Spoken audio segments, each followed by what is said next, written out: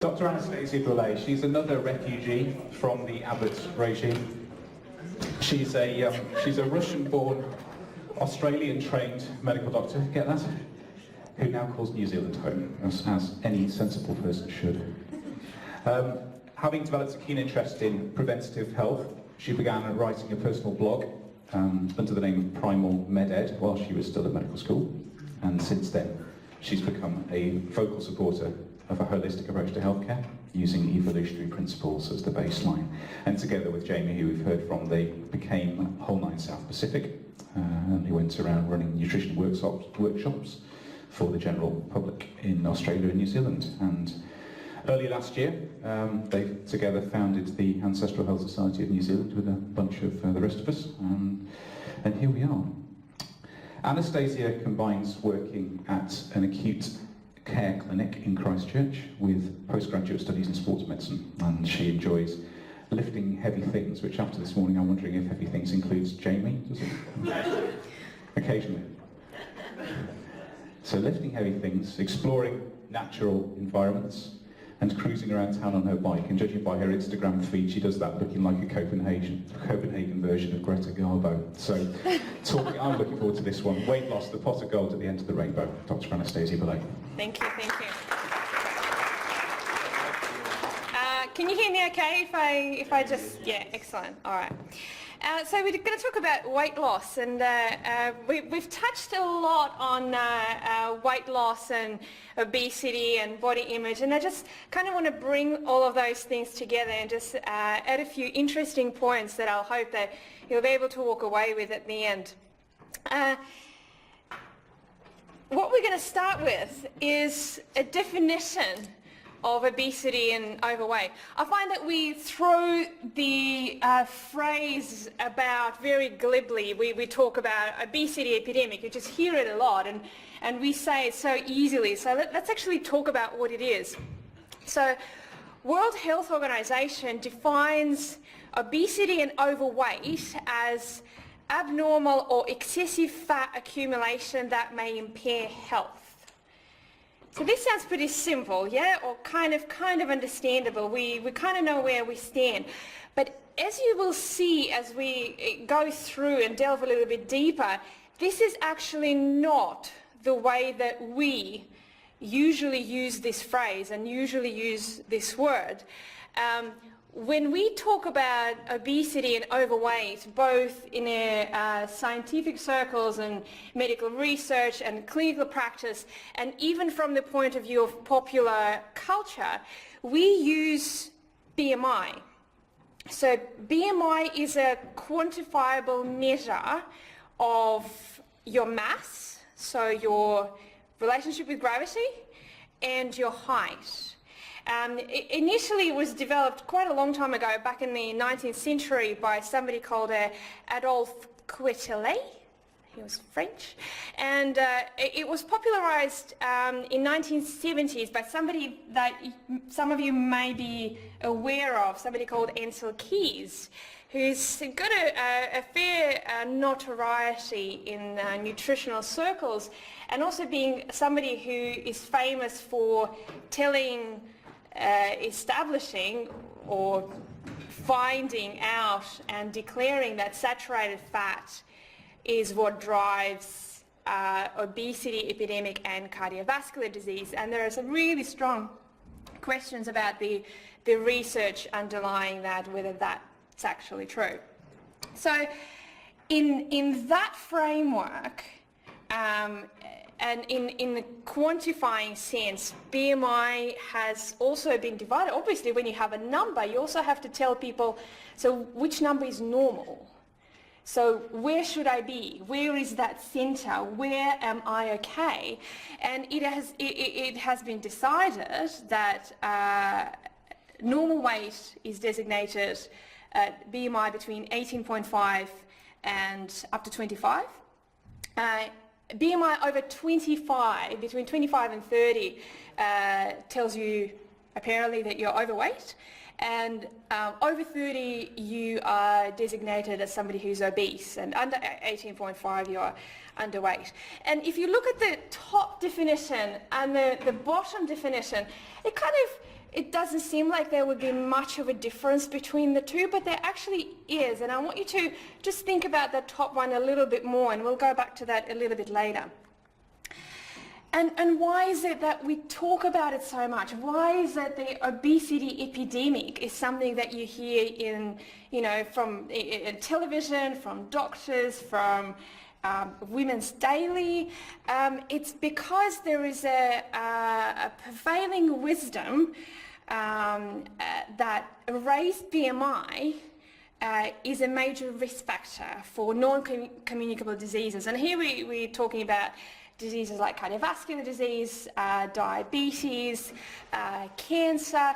So it's one of those things that is accepted fully by both the medical community and popular community, lay people, as truth. We think of it as, the Earth is not flat, and if you are overweight, you are at risk of some of those things. But is it actually supported by evidence? That's, we need to look at that as well. And interestingly, there's been, especially in the last 10 years, somebody actually looked at this. Somebody actually decided, let's have a look. We've got the data, and we have access to this. And one of the first studies that's been published on the topic was in a very prestigious journal.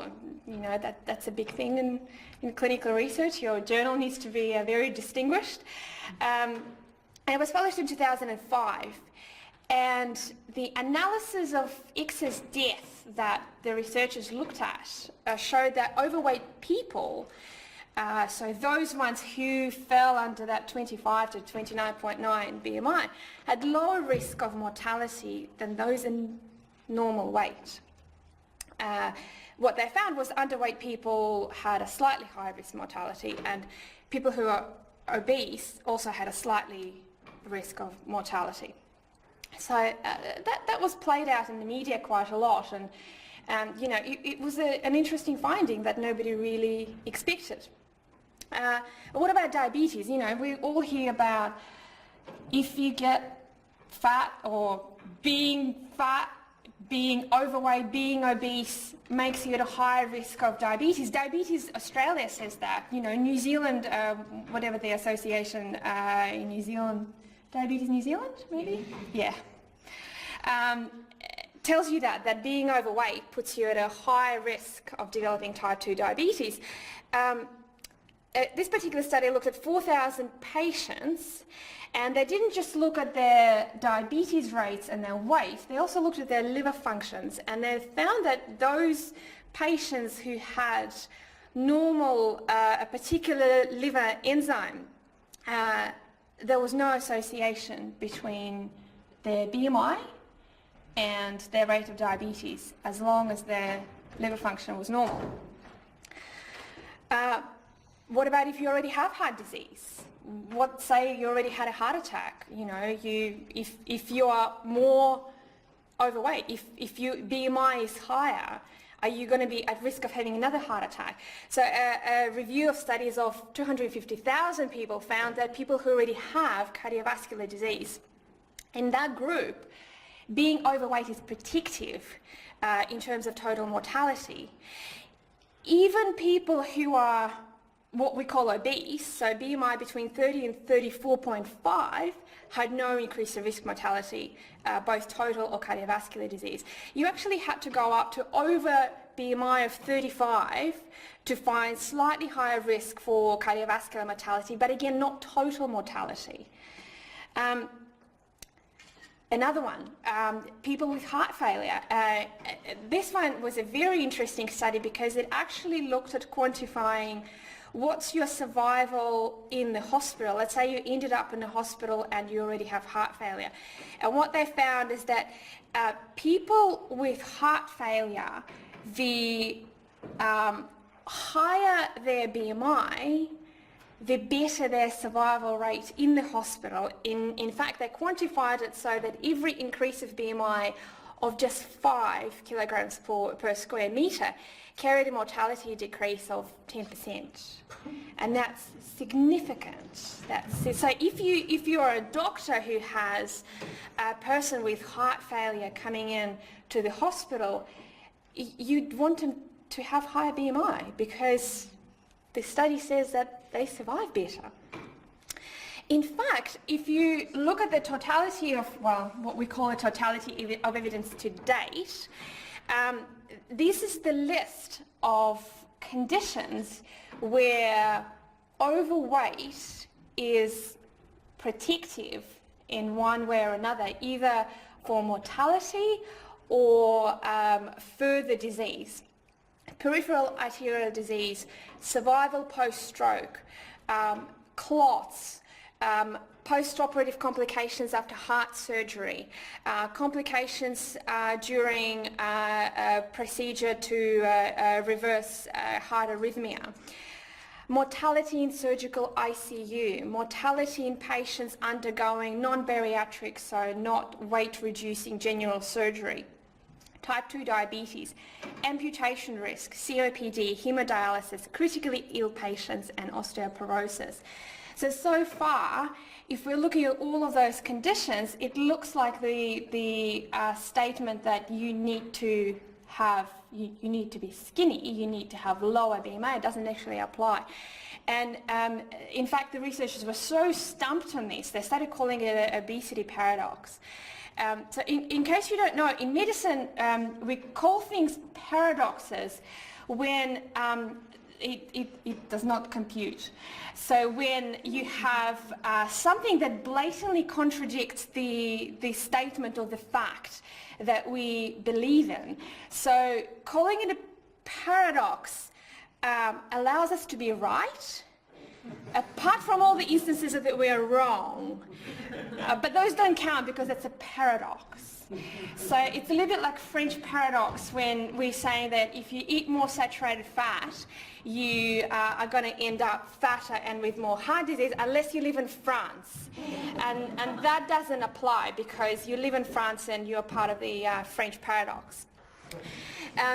In fact, the researchers were so stumped about these findings, they actually started calling it a reverse epidemiology. Can you imagine that? Actually having epidemiology, a whole study of how things relate to each other on a population basis, and calling it reverse epidemiology because it does not compute. So what does it all tell us? Does it tell us that we can just all go out and eat as much McDonald's and pizza as we want? No, it tells us that BMI as a number is an incredibly poor marker of chronic disease risk. And it's not something that we should be using as a marker of chronic disease risk at all. Because BMI is a measure of your relationship with gravity, your weight. So it's basically your mass. So why would that, in an intuitive sense, it feels like it would matter. But if you actually start looking at the evidence and the mechanism behind it, it doesn't really matter how much you weigh because there are so many other factors that contribute to your chronic disease risk. And most importantly, a public health policy that is focused purely on advising people to lose weight and aiming for a BMI of between 18.5 to 25 where you are deemed as normal in order to reduce their risk of chronic disease is not supported by evidence. It's as simple as that. If you have something that contradicts the evidence, then it is not supported by evidence and we should not be relying on this.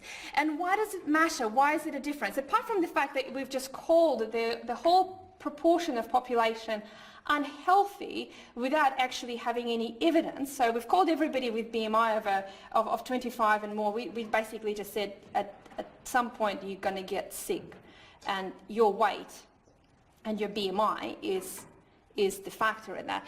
We also are saying at the same time that if you have a BMI of, this is meant to be 18.5 to 24.9, you're healthy. And that's also a big fault, and it's also a big problem because can you see how this can be an issue to a lot of people who may crunch those numbers into the handy online calculator and go, I'm sweet, and I can go on eating wedges and beer because I'm fine. And how is it all related? Is there any evidence to say that there are some people in the normal weight that may have some disordered fat accumulation? And we know that that's actually the case. And here we talk about something called visceral adiposity, and this is the fat accumulation around your organs. So it has nothing to do with how much you're carrying outside underneath your skin and your subcutaneous fat. It has nothing to do with your actual weight as you step on the scales. It has nothing to do with your BMI. It's how much fat you carry around your organs. And we know that people can be in a healthy BMI range and they can have quite a lot of fat accumulated around their organs, and that seems to be a problem because it seems to contribute to the overall inflammatory state. In fact, so this particular study, they looked at the people with normal BMI, and I will keep doing that because to me the word normal should not be applied to a person full stop. Since when do we have a portion of population that's completely deemed as normal and everybody else is, sorry, you've just been dealt a abnormal card, just deal with it. So people with normal BMI, about 30% of men in that group were metabolically abnormal. So they had evidence in blood and on some of the other testing looking at visceral fat to show that they were metabolically abnormal. And when they looked at a group of people where their BMI was in an obese range, they found a very similar story. About 30% of them had no evidence of any metabolic problem. So we are making they're quite big errors. 30% wrong is quite a big error in medicine. That's a third of the people who are coming through the door. That's the third of the people that you can see. And there's a nice little graph here, picture here to actually show what it looks like. So at the very top there, you have very little visceral fat accumulated around this person's organs. It's a nice little cross sections. And compare that to all the way down the bottom and have a look at the difference in the fat accumulation here. And the problem here is not so much that this person is abnormal or unhealthy or whatever, but what I'm trying to point out is that just looking at somebody and making a judgment based on how a person looks or what kind of number they have on the scale tells you absolutely nothing about what's actually going on. So we need to be very careful, both as members of the society, looking at somebody who's walking down the street, but also as health professionals, talking to somebody who's coming through our door and making a quick judgment about what they may do or what kind of risk they're carrying. And based on that information, if we just talk about the visceral obesity alone, you can see how you can have somebody who looks like this, who potentially can be actually quite metabolically abnormal. And if you go back to the definition that I talked about before, and that's the World Health Organization, obesity and overweight is an abnormal or excessive fat accumulation that may impair health. This girl may actually be obese because she may potentially have abnormal fat accumulation that may impair her health. And it has nothing to do with her size, it has nothing to do with her weight. So it's not something that skinny people like to hear very often. You can actually be obese. But if you go by those definitions, and I think it's probably a better definition, if we have to have a definition at all, we probably should look at something like that.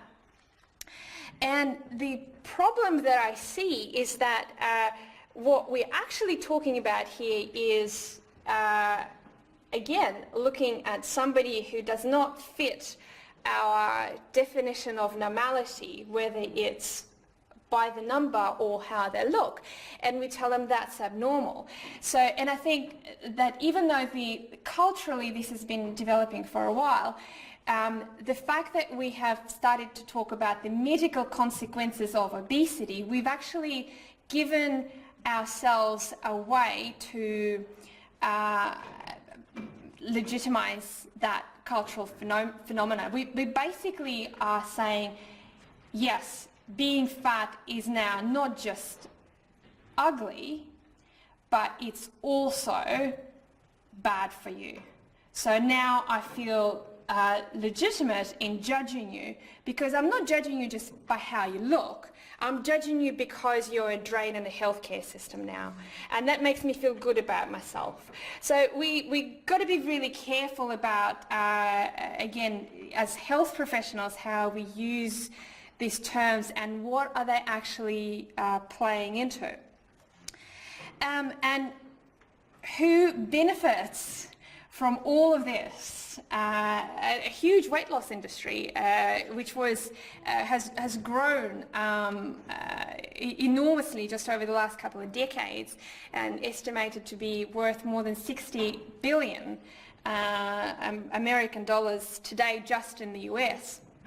And they operate under a very, very simple premise. You create a problem, so you tell people that they have a problem, and the current problem is that you're all getting too fat,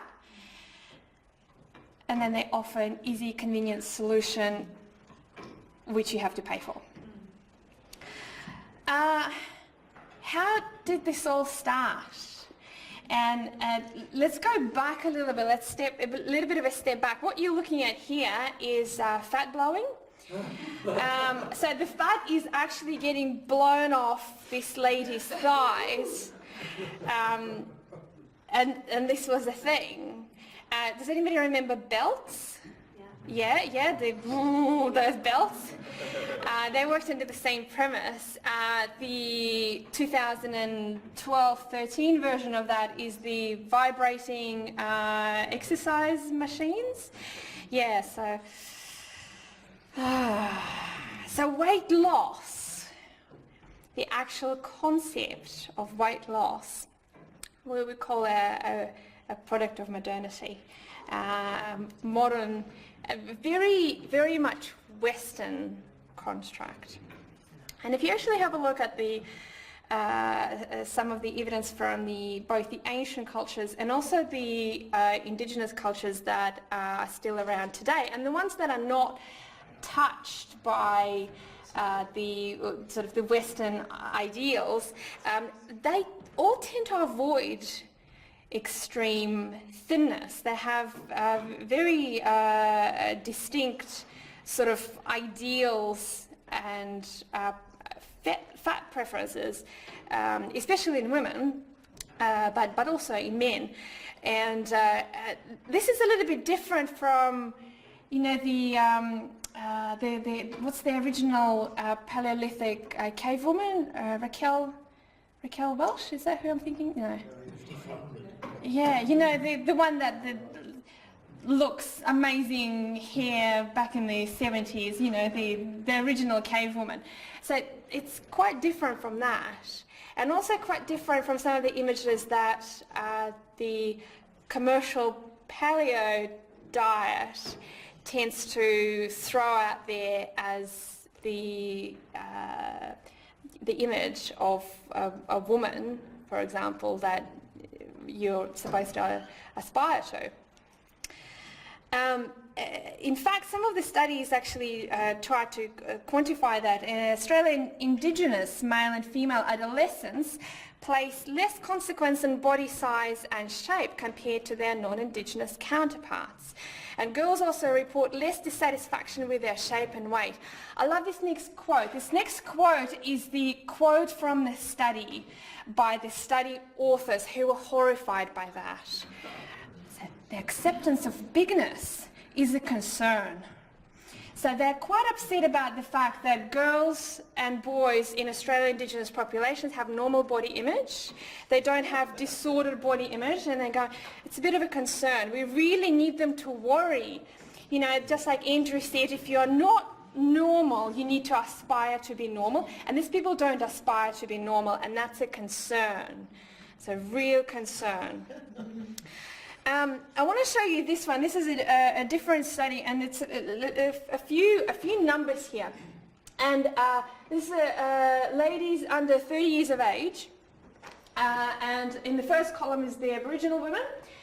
Second column is the non-Aboriginal women. And first, I want you to have a look at the body image and desired weight. So if you just have a look at the Aboriginal women here, about 50% of them consider themselves about right. And 43% actually saw that they were too fat. And it is, as much as this is quite horrifying that 43% of women thought themselves too fat, if you have a look at the across here at the non-Aboriginal women, you know, about 73% of them thought that they were about right. And that sounds like a good thing, isn't it? If you go down here to desired weight, in the Aboriginal women's group, about 67% of them wanted to be lighter. But have a look here. About 86% of non-Aboriginal women wanted to be lighter, in spite of the fact that 73% thought that they were about right. So women who were about right still wanted to be lighter. That's basically what that shows, and that's interesting.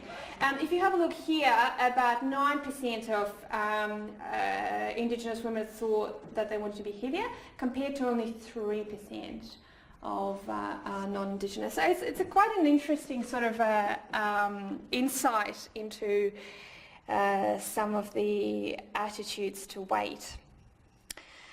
And in fact, if you have a look at the analysis of fat preferences and attitude to weights that was done on over 127 different cultures, they found that about 81% of them, if you just look at women, they preferred plumpness or moderate levels of fat. And, you know, there are various reasons for that. And if you go back to very, very simple, obvious evolutionary reasons, something that Kate has mentioned and talked about before, it's the fact that some of the fat is indicative of your ability to reproduce. So the fat preference for women was directly related to their ability to conceive and bear children and be able to breastfeed post. And if you start having a look at the way that our particular culture, our Western culture, has changed over sort of several hundred years, the changes actually happened quite drastically, especially in the 20th century. So I know you're all looking at Miss America at the moment, but just step back a little bit further. So back in the up to about 18th and 19th century, even in the Western culture, being extremely thin was associated with consumption. So actually being sick with tuberculosis. So being thin genuinely was a sign that you're not well, or if you are well and if you contract tuberculosis, you are not going to do well. you're not going to have enough reserves. Interesting, that started to change sort of in the sort of 18th, 19th century with people like Lord Byron and some of the other romantic poets and authors who started romanticizing consumption as the disease of aristocracy. And pale, sunken cheeks have become a little bit of a look du jour at that time. And definitely by the time we're starting to move up towards the 20th century, with tuberculosis having a lot better prognosis, the thinness ideal has started to come more and more into public consciousness. What we're looking at here is 1920s to 1930s Miss America contest. And, you know, they are already not overweight, you know, not high BMI girls. But even if you just look at difference between 1922 to late of the 20th century, the average height of Miss America has increased, while the average weight has decreased by 12%. When I was doing a little bit of research for this, which was very exciting, black and white photography research for me, I've come across a few photos of, they were not a great quality to be able to put on slide, photos of a group of Miss America contestants and in 1920s. And what struck me the most about this is how different they all looked. There was a great heterogeneity in that sample, in spite of the fact that they were all white and they were all young and they were all pretty by the society standard. There was still a lot of difference. Some of them were a little shorter, some of them were a little taller, some of them were a little bit more lanky, some of them were a little bit more curvy. If you have a look at generally the Miss America or, you know, the Hollywood ideal that we see today, or if anybody has ever seen a great picture of Fox News presenters on one page, they're all clones. They're all exactly the same. They have the same hair, they have the same makeup, they have the same facial features and body type, which is something that has changed. And as you see on the pictures here, this is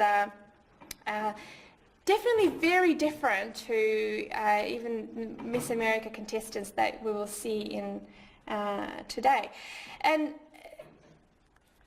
this woman probably has done a lot and has had huge influence over the body image of a whole generation of women, and maybe even further than that. So she famously said, a woman can never be too rich or too thin, and this has become a mantra of many generations to come. And you know, things were going up and down through the 20th century. We had the, you know, Marilyn Monroe, and then we had Twiggy, and then, you know, in the 90s we had the waif look. And you know, people would say, oh, surely this is changing now. This is we have strong is the new skinny. You know, we do not value extreme thinness any longer. And yeah. So if you just type in strong as the new skinny into Google, you get loads and loads of pictures.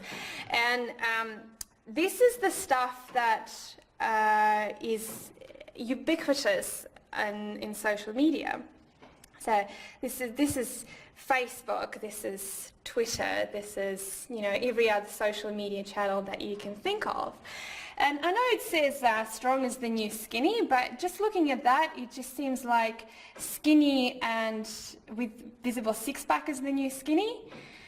Because the problem is that when you put out that kind of message, basically you don't just have to be skinny now, you also have to have a six-pack. Because if they really meant strong as the new skinny, they would be using this image.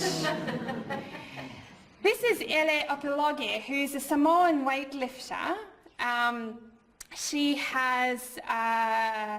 was a flag bearer for 2008 Beijing Olympics, and she won Samoa's second ever gold in the Commonwealth Games in 2010. Her PB is 276 kilos, which is probably all of those three girls put together and more. And for some reason, she's not a poster girl for strong as the new skinny. So, you know, do we really trust that meme now? And I just want to go back a little bit more about the difference that we see in this prevailing Western, very Western view, and Lulu's really touched on the differences between some of the Western philosophies and the Eastern philosophies, and a lot of it also applies to some of the ancient and ancestral view of health versus very much a Western commodified view of health and body. And that's what it kind of looks like. So from a Western point of view, a body is an object. And we look primarily at its aesthetic characteristics, about what it looks like, about the aesthetics, and we're mostly concerned about being. So being as in, what am I today? And if I'm not that today, what am I going to be in a year?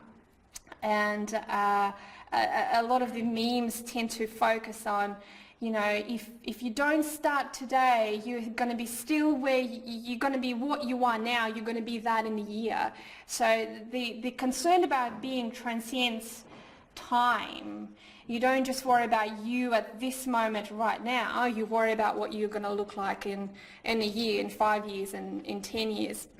Whereas in a lot of the ancestral cultures and indigenous cultures, people by necessity think of a body as something that is a process, and it's something that's a tool, it's a utility. It has to do with health, but it also has to do with doing. So it has to do more excuse me, with ability rather than with pure appearance. And even some of the talk that we have about health, sometimes when we talk about health in a Western concept, we still talk about being. We still talk about, are you healthy? You know, do you look healthy? Oh, this person looks healthy.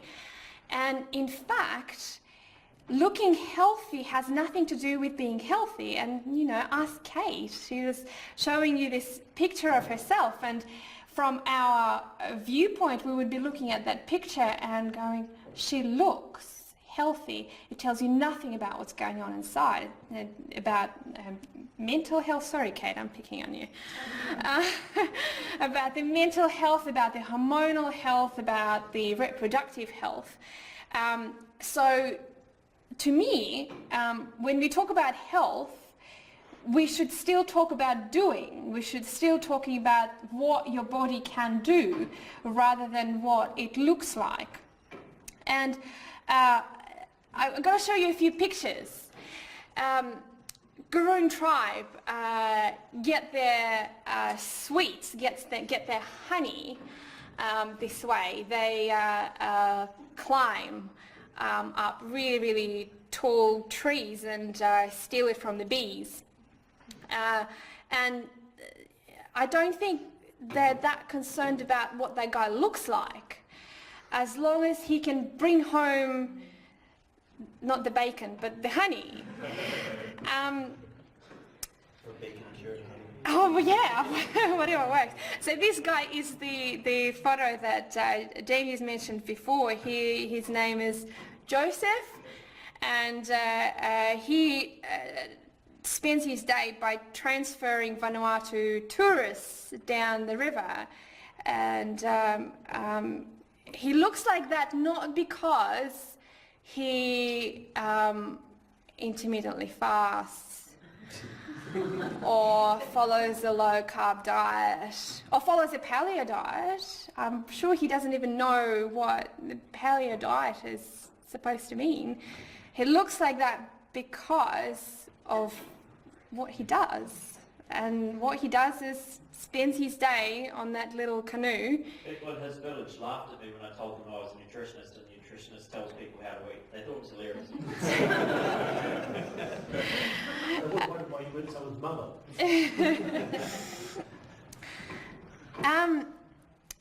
Talking about carrying water, many cultures, many women, well, and men as well, across the world still carry heavy loads on their heads. Apparently you can carry 20% of your body weight on your head without losing any energy whatsoever. Some of these women carry up to 70%. So this is a Batwa tribe specifically. They carry up to 70% of their body weight on their head. And do we really look at those women and try to classify them into normal, overweight, underweight? Somehow when you look at those images, it just doesn't matter. And I had to put this one in because I'm Russian.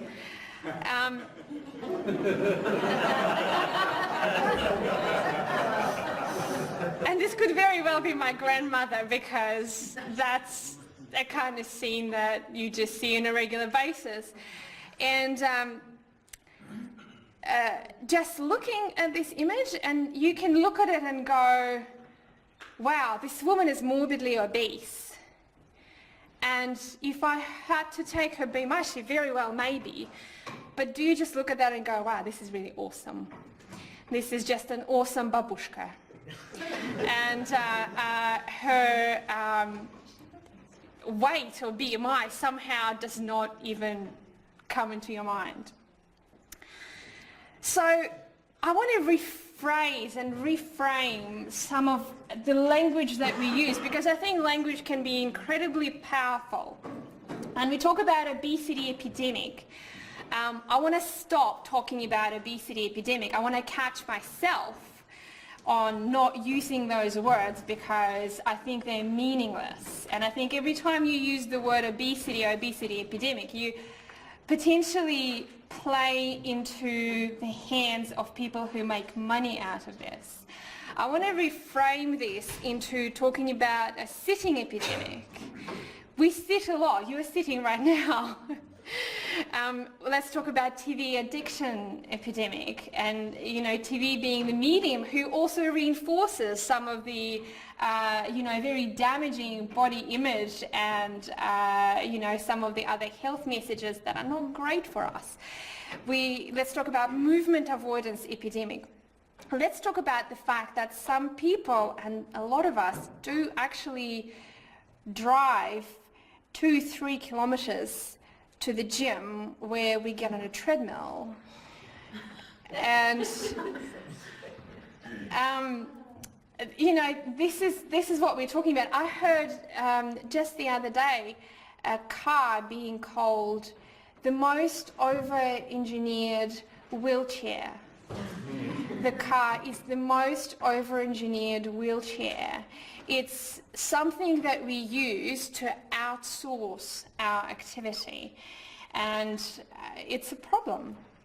Let's talk about a nature deficit epidemic. We talked about the being holistic, and we have somehow divorced ourselves so far from nature that we don't actually know what it is that the things that we eat and where they come from, and there is a huge disconnect between what a lot of our children understand lamb in a packet to be, to the little lambs walking around a paddock. And it comes to them as a shock at 15 years of age. Oh my God, I've been eating the little lammy the whole time, and that's when they go vegetarian, which is probably not a good way to educate our children on what it is that they're actually eating.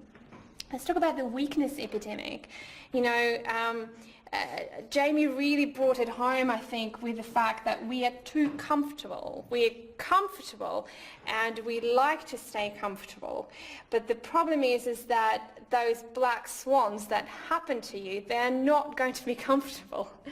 They're not going to be convenient. We also talk about even things like weather. I know it's traditional in this country to talk about weather and whinge about weather, but at some point when it hits 15 degrees and people go, oh my God, this is so cold, I just want to say, you realize that there is a lot of people out there who live at the Arctic Circle. I used to be one of them, and we survive, and it's okay.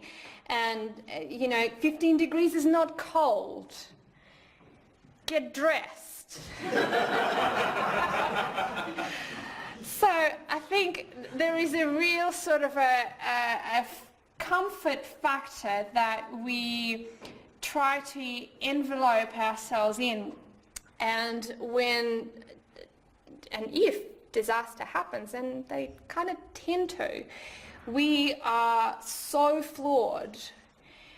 Think about all the people in Christchurch or Wellington, I'm sure you experienced this, without power and without Wi-Fi for days. It's the horror. It's difficult because we are not ready for it, and it's an epidemic, poor sleep epidemic.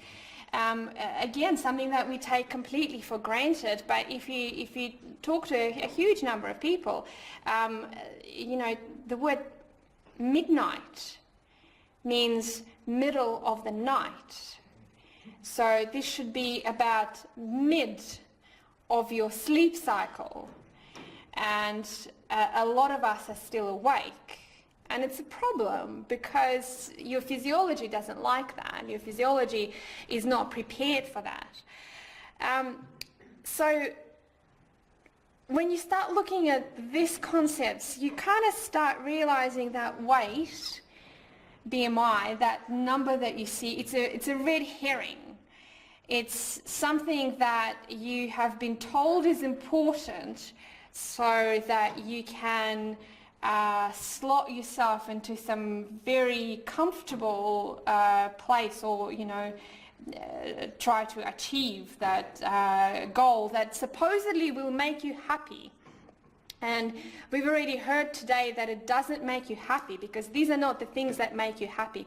And we also heard today that it's not something that makes you healthy necessarily, because it's all the other inputs that are a lot more important. And I think I would like to see at some point with more and more people who could have the ability to stop thinking of a body as an object. We think of it as a toy, as an ornamental toy for us to work on, something that we adorn with clothing and makeup, and yes, I don't judge whatever gender that was, and if you want to wear makeup, that's fine, but the problem becomes is when that overpowers and overshadows the real thing that the body is supposed to do. And the body is supposed to work and run and dig and sprint and carry and bear children and think clearly, be focused in danger and survival. And to reduce all of that to that is a damn shame, really. And it shouldn't happen. That's me. Thank you so much.